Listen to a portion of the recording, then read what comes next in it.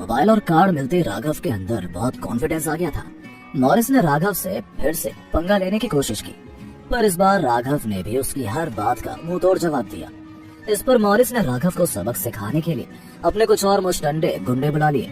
ये सब देखकर ललित और याशी बहुत घबराने लगे कि अब क्या होगा। देखते ही देखते गाड़ियों से 5-6 मुश्तंडे बाहर निकले। किसी के हाथ में हॉकी थी तो किसी के हाथ में कुछ और।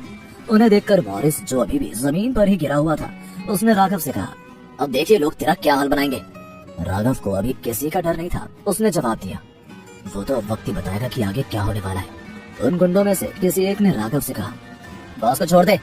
मॉरिस के साथ हमेशा कोई ना कोई बॉडीगार्ड जरूर रहता था, और जैसे ही मॉरिस राघव के सामने कमजोर पड़ने लगा तो मॉरिस ने अपने एक बॉडीगार्ड को इशारा कर दिया था।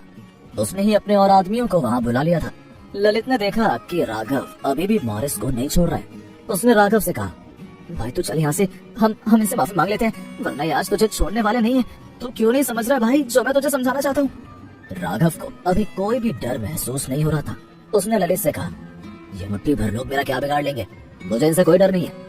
ये बोलकर उसने फिर से मॉरिस के सर पर अपना जूता रख दिया। मॉरिस ने चिल्लाते हुए अपने आदमियों से कहा, वहाँ खड़े खड़े क्या देख रहे हो, आओ और इसे इसकी औकात दिखाओ।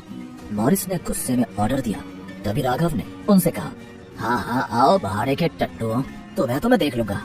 राघव की बात सुनकर उन गुंडों का बॉस बोला, लगता है आज मेरे हाथों तेरी मौत लिखी है। तभी वो लोग गुस्से में राघव की तरफ दौड़ कर आए। राघव ने किसी को घूंसा मारा तो किसी को कसकर लात। उसके हर एक एक्शन पर वो गुंडे धाराशायी हो रहे थे। उसकी ताकत का अंदाजा इनमें से किसी को नहीं था। थोड़ी ही देर में कई गुंडे, जो देखने में बहुत खूंखार थे, वो जमीन पर बेहाल पड़े थे। ललित और याशी की आंखें तो फटी की फटी रह गई थी। ये कैसे हो सकता है, याशी ने कहा। राघव को लड़ते हुए देखकर दोनों को ऐसा लग रहा था मानो उसमें कोई जादुई शक्ति आ गई थी। वहीं मॉरिस को समझ नहीं आ रहा था कि जो आदमी थोड़ी देर पहले चूं भी नहीं कर रहा था, आखिर अचानक उसने इतने लोगों को कैसे मार गिराया। आखिर इन 10-15 मिनट में ऐसा क्या हुआ था कि राघव इतना ताकतवर बन गया था। वहीं ललित ने खुद से कहा, कहीं सर में चोट लगने की वजह से पागल तो नहीं हो गए। राघव ने सड़क पर गिरे इन गुंडों को देखते हुए कहा, बस इतने थे क्या, अभी तो मजा आना शुरू हुआ था।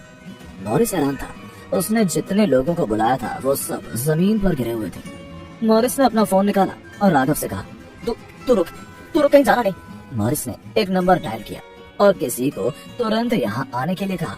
वहीं और लोगों के आने की बात सुनकर राघव बहुत एक्साइटेड हो गया, क्योंकि बहुत टाइम बाद आज उसे लड़ने और मारने का मौका मिला था।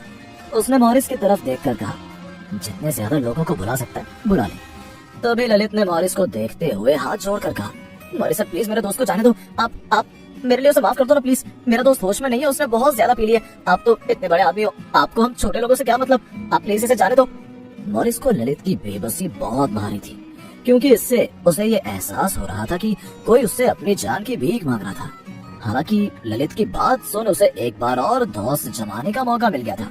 उसने ललित से कहा, क्या बोला तू, तेरे लिए मैं इसे माफ कर दूं, तू है कौन। उसने अपनी बात कही और गुस्से में ललित को मारने के लिए हाथ उठा ही रहा था कि राघव ने उसका हाथ पकड़ा और उसके गाल पर एक और तमाचा रसीद कर दिया। राघव ने गुस्से में मॉरिस से कहा, तेरी हिम्मत कैसे हुई मेरे दोस्त पर हाथ उठाने की।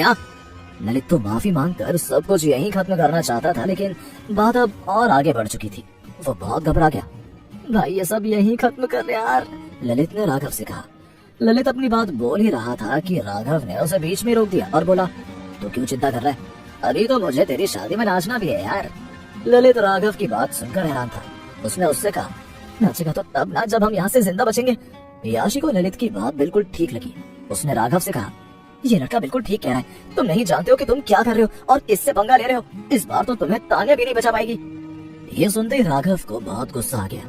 उसने याशी से कहा, क्यों फालतू बात बोलकर मुझे उकसा रही हो, मैं नहीं चाहता हूँ कि मेरे हाथ किसी लड़की पर उठ जाए। राघव ने घूर कर याशी की तरफ देखा तो वो चुप हो गई। तभी वहाँ और गाड़ियां आ गई। इस बार गुंडे पहले से भी ज्यादा खतरनाक दिख रहे थे। ये गुंडे इस शहर के बड़ी गैंग जोजो गैंग के थे। इनकी गाड़ियां लाल रंग की थी और इनका गैंग लीडर जोजो भाई था, जिसकी इस शहर में बहुत धाक थी। जोजो भाई को तो शहर की पुलिस भी सलाम करती थी। उसकी हाइट 6'2" थी और उसके डोले देखते अच्छों की हवा टाइट हो जाती थी। वो अपनी गाड़ी से उतरा और मॉरिस के पास गया। उसने उससे कहा, क्या बात है मॉरिस भाई, हमको कैसे याद किया, तुम्हारी हालत किसने बना दी ऐसी, हमको बताओ। हाँ कसम उसकी कबर यहीं खोद देंगे।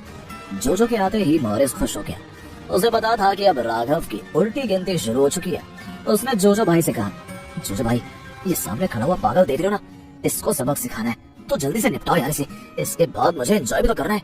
इतना कहकर मॉरिस ने याशी की तरफ हवस भरी निगाहों से देखा। जोजो ने मॉरिस से कहा, भाई इसकी क्या टेंशन, ये तो अपन कर देगा, आप जाओ मजे करो दादा। जोजो समझ गया था कि आज की रात मॉरिस पास खड़ी लड़की के साथ गुजारने वाला था।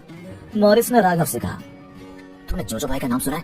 भाग सकता है तो भाग ले, क्योंकि आज के बाद तू अपने पैरों पर चल भी नहीं पाएगा। राघव के मन में कोई डर नहीं था। उसने बिना डरे कहा, फिर इतने से लोग बुला लिए, इनसे तो मेरा क्या ही होगा यार। राघव जिन्हें इतने से लोग कह रहा था वो अमूमन 20-25 गुंडे थे। जोजो को इस बात पर गुस्सा आया और उसने राघव से कहा, तेरे लिए तो मेरा एक ही आदमी काफी है। जोजो ने अपने आदमियों से कहा, जाओ रे यार इसके हाथ पांव तोड़कर कचरे में डाल दो। देखते देखते सभी ने राघव पर हमला कर दिया। राघव ने ललित को पहले ही छुपने के लिए बोल दिया था। उन गुंडों ने राघव पर स्टील के पाइप से वार किया, लेकिन उस पर कुछ भी असर नहीं हुआ। राघव जितनी स्पीड किसी की भी नहीं थी। उसने कभी तो 2 लोगों के सर आपस में भिड़ा दिए, तो कभी उनके ऊपर उन्हीं के औजारों से हमला करने लगा। ललित को तो अपनी आंखों पर यकीन नहीं हो रहा था। उसे ऐसा लग रहा था जैसे राघव के अंदर किसी पहलवान या ब्रूसली और जैकी चैन की आत्मा आ गई थी। वो हवा में लोगों को ऐसे उछाल रहा था मानो कि वो बॉल हो।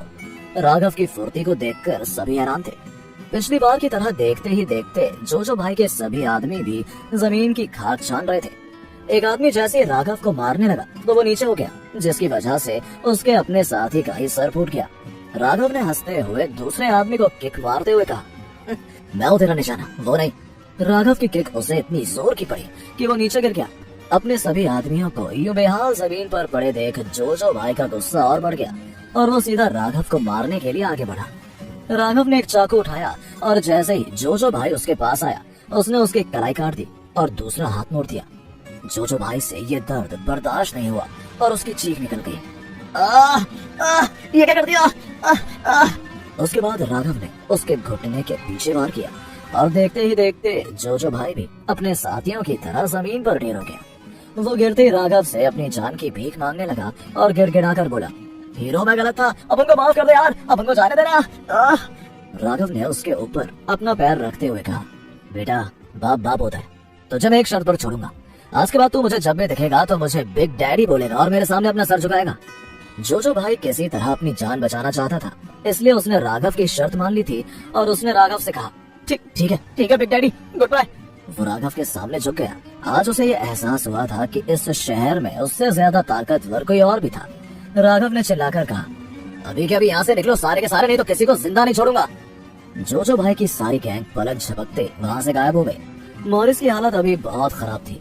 उसे यकीन नहीं हो रहा था कि आखिर इस सादे से दिखने वाले आदमी ने इतने लोगों को कैसे मारा। राघव के हाथ में अभी भी एक स्टील पाइप था, जिसे लेकर वो मॉरिस की तरफ आया और हंसते हुए बोला, और किसी को बुलाना है?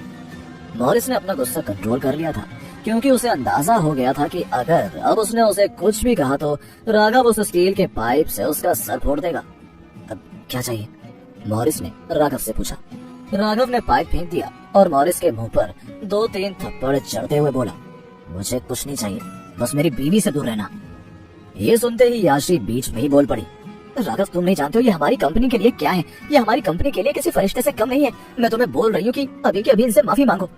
राघव ने याशी की तरफ देखा और बिना कुछ कहे वो ललित के साथ वहाँ से चला गया। याशी ने मॉरिस से पूछा, मिस्टर मॉरिस क्या आप ठीक है? याशी अपने बैग से टिश्यू निकालकर मॉरिस का मुंह साफ कर ही रही थी कि मॉरिस ने उसे धक्का देकर पीछे किया और उससे कहा, गेट आउट, तुम्हारी कंपनी पर ताले तो मैं लगवाऊंगा। मॉरिस अपनी गाड़ी में बैठा और वहाँ से चला गया। याशी ने आनन फानन में अपना फोन निकाला और किसी को कॉल लगाने लगी। आखिर याशी ने किसे कॉल किया था? अब मॉरिस अपनी बेइज्जती का बदला कैसे लेगा? राघव के अतीत में ऐसे क्या राज छिपे हैं जिसकी वजह से वो पिछले 2 साल से चुप था? आगे क्या मोड़ लेगी ये कहानी और इन सभी की लाइफ में आगे क्या होने वाला है? क्या होंगे इन सभी सवालों के जवाब? कमेंट बॉक्स में कमेंट करके जरूर बताइएगा और आगे की कहानी जानने के लिए सुनते रहें। राघव बन गया जेंटलमैन।